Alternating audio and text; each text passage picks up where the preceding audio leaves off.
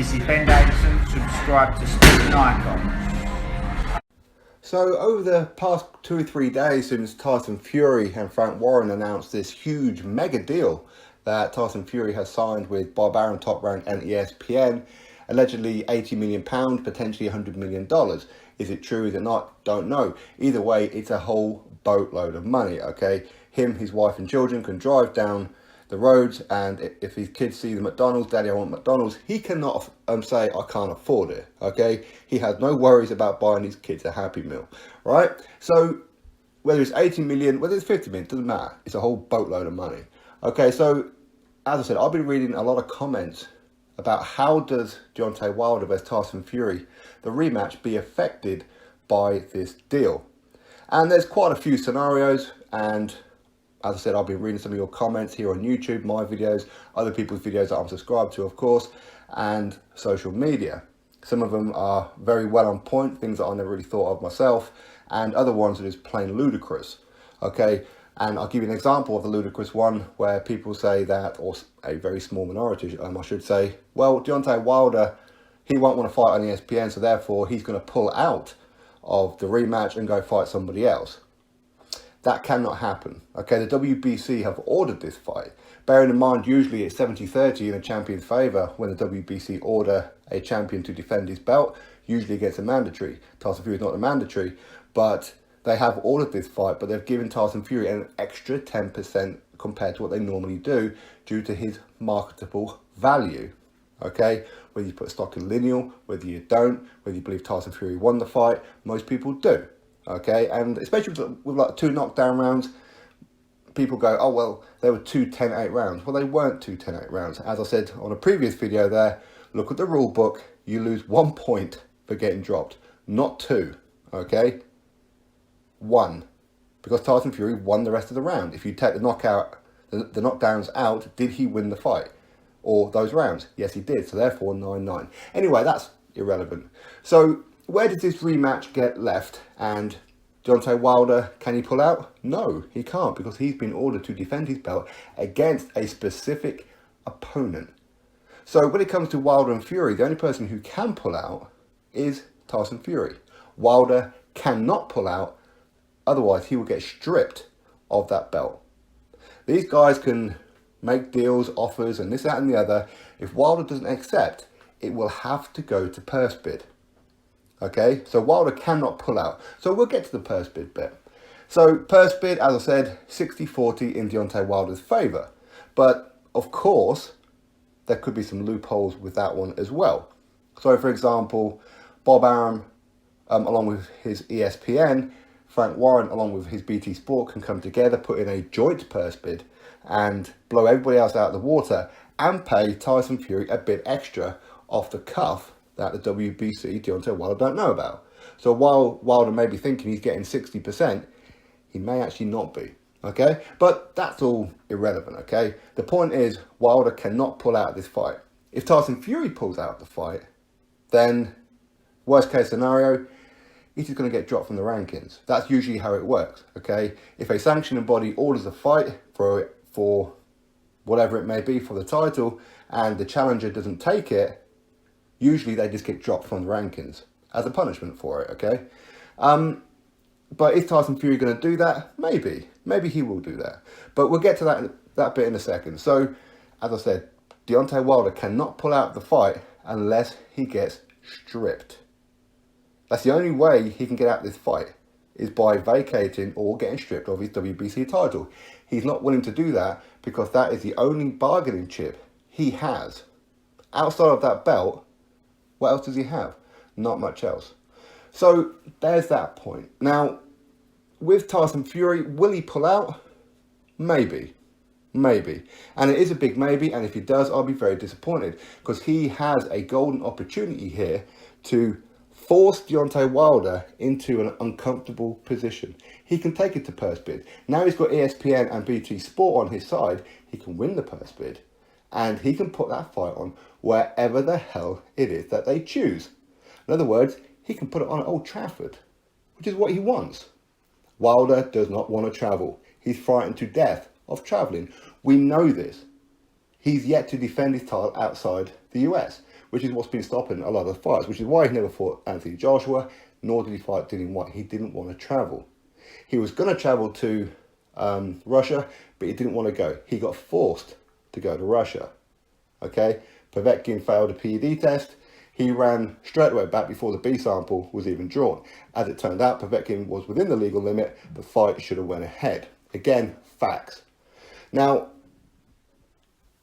Tyson Fury, does he want it to go to purse bid? As I said, if, for example, it does go to purse bid and Eddie Hearn was to win it, or if the PBC were to win the purse bid, he's only going to get 40%, isn't he? He's not going to get an extra little bit.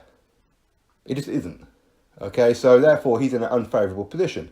But as Frank Warren would say, and we will quote him on this one, much like he was talking about it repeatedly on the first one as to why Wilder Fury was happening, he said because the money was right and the both fighters wanted it. So therefore, if this fight doesn't happen, the only person who is ducked the other person, and I don't have to say this, is Tyson Fury.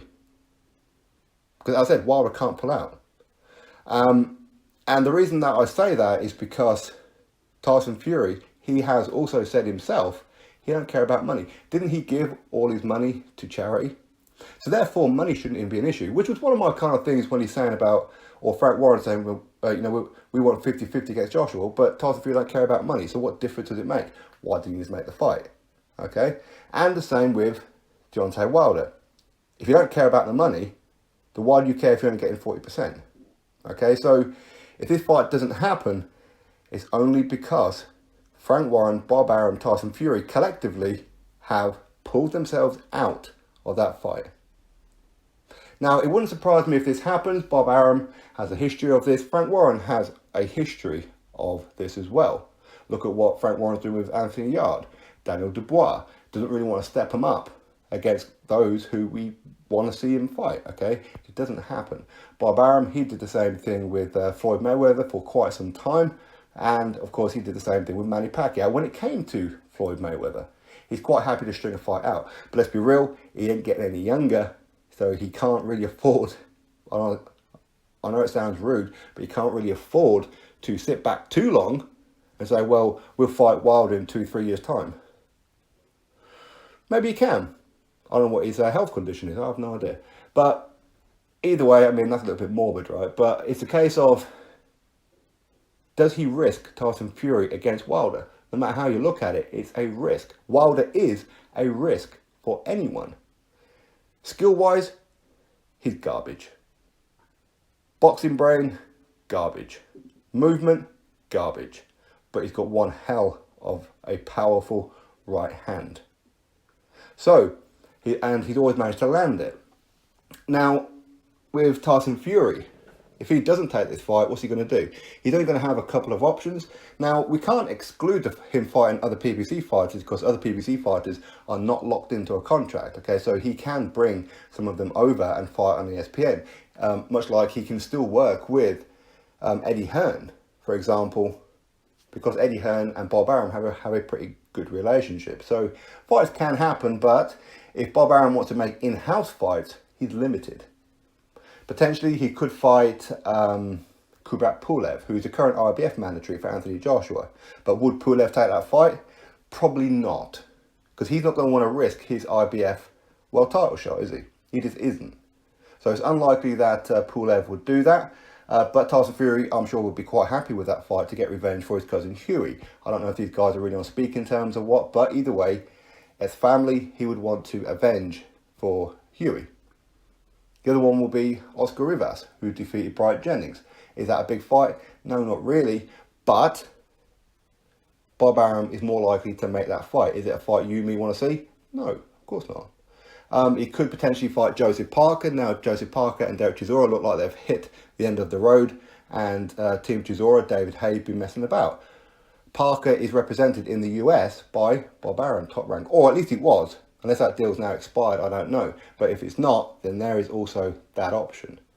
But when it comes to Wilder versus Fury, as I said, the only way that this fight is not going to happen is if Tyson Fury, Bob Arum, and Frank Warren pull themselves out. Even if Deontay Wilder doesn't want the rematch, even if he's unhappy, he wholeheartedly does not want this fight, he must take the fight. He has to. Otherwise, he's going to get stripped of his WBC world title. So these are kind of the scenarios that could happen. Bob Arum, Al Heyman don't particularly like each other. They don't really talk. They're not on great terms. So, but there again, would Bob Arum be willing to go to purse bid? Would Tyson Fury be happy with 40%?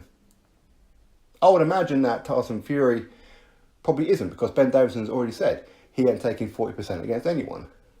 But even though Tyson Fury has said, I don't care about the money because I'll just give it away. So if you don't care about the money, then take it to purse bid then, if necessary.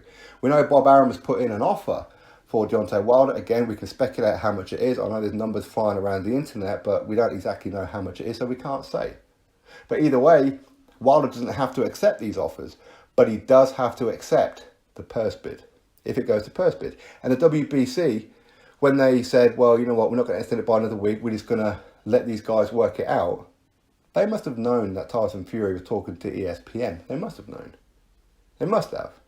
Which is good news for them. More money. WBC are always about money. Okay, so, I mean, as I said, so these are all the scenarios. Now, what's the most likely one? The most likely one is they're going to get a rematch. Okay, but there is a very good chance, as I said, Frank Warren and Bob Arum have histories of delaying fights.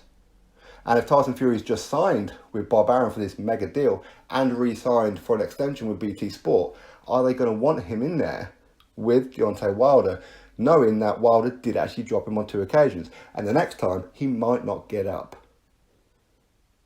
Personally, I think Tyson Fury will dance rings around him. So if he does take the risk and Tyson Fury does get the belt, that's good news for Frank Warren, that's good news for Bob Arum. But if you were in their position, where would you go? So as I said, just to recap real quick, Tyson Fury, Deontay Wilder. If Deontay Wilder cannot pull out of this fight, but Tyson Fury can. And if he pulls out of this fight, then go back to Frank Warren's words. Either one of them don't want the fight, then that would have to be Tyson Fury, because as I said, Wilder can't pull out, or it's about money. But it can't be about money because Tyson Fury said he ain't fighting for money, he gives it away to charity. Correct? So, that's why I believe that the rematch will happen. So anyway, you drop your thoughts below about it all. Damn boiler just started up. Anyway, yeah, so drop your thoughts below about it all, click thumbs up, and of course subscribe. Catch you all on the next video.